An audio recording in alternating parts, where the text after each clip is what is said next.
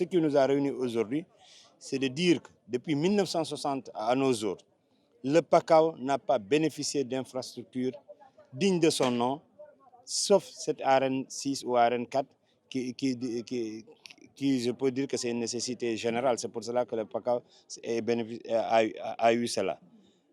Mais le PACAO n'a pas d'infrastructure, le PACAO n'a pas d'investissement et le PACAO n'a rien.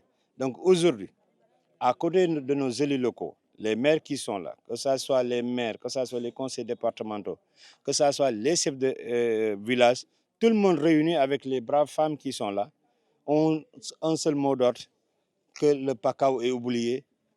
On lance un message aux fils de PACAO de repenser à PACAO. Mais on lance un message à l'État du Sénégal, de leur dire que le PACAO a dépassé ces moments où on est là qu'à accueillir les autorités avec des applaudissements, sans contrepartie, sans investissement, sans rien. En tout cas, on va vers les élections législatives. Je pense que le message sera très clair. Si les autorités ne veulent rien faire dans cette zone, on n'exclut même pas de boycotter les élections législatives. Parce que si on veut participer dans un État, on veut faire notre devoir qui est de voter, ce devoir devrait nous donner nos garanties des droits. Et si nos droits ne sont pas garantis, ne sont pas protégés, comment on peut se sentir dans une république? Donc, on pense que l'État du Sénégal prendra des mesures claires parce que nous comptons vraiment sur ce gouvernement. C'est ce gouvernement qui a vraiment chanté tant de changements, tant d'équité et tant d'équilibre dans les différentes zones. Mais ce gouvernement qui va vers des pôles ou des zones économiques, PACAO seulement peut être le grenier du Sénégal.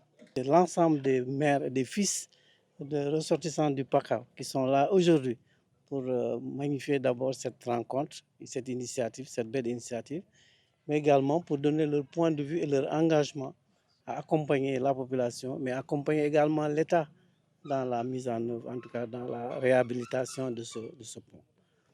Alors, ce qu'on peut dire aujourd'hui, c'est que la rencontre a été très importante. Donc, il y a eu des décisions importantes, puisqu'il fallait aller par étapes. Il faut s'organiser d'abord.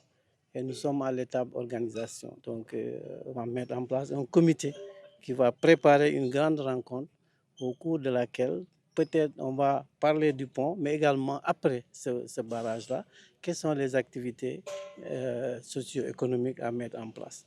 Puisque nous savons que ces impacts sont des impacts sociaux, économiques et environnementaux. Donc, nous en sommes conscients et nous allons nous organiser à mettre en place un système, une organisation qui nous permettra d'accompagner la population pour la résolution, en tout cas pas totale, pas définitive, donc de ces problèmes.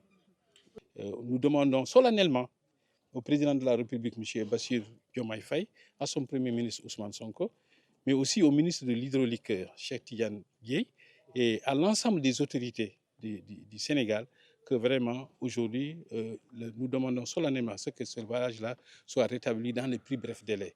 Parce qu'il y a eu beaucoup de commentaires ici.